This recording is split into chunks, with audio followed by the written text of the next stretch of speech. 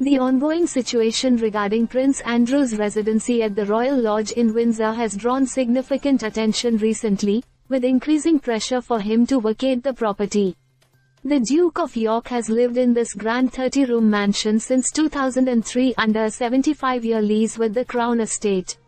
However, recent reports suggest that his continued stay in the lodge may depend on his ability to personally fund the property's maintenance and security costs, as financial support from King Charles III and the royal family is unlikely to continue indefinitely.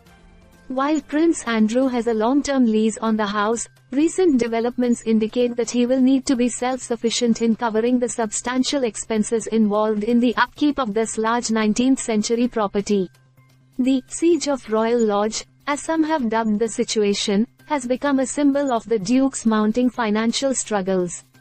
Prince Andrew, who lives in the lodge with his ex-wife, Sarah Ferguson, must now decide if he can afford to stay or consider moving to a smaller residence, such as Frogmore Cottage. There are suggestions that the pressure on Prince Andrew to move is not driven by family tensions but rather by financial practicality. With the prince now in his 60s, the conversation has shifted to his long-term housing and whether he can maintain the cost of living in such a grand estate.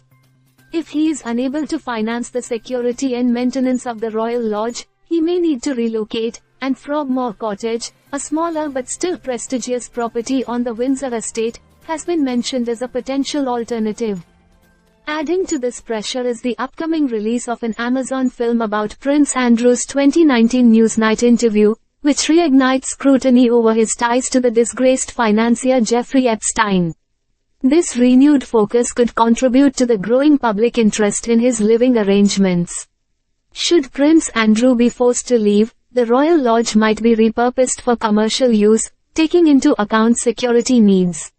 His departure from the lodge would also mark the end of a significant chapter for the prince, as he had originally invested heavily in the renovation and maintenance of the property when he first moved in, spending millions to bring it up to standard.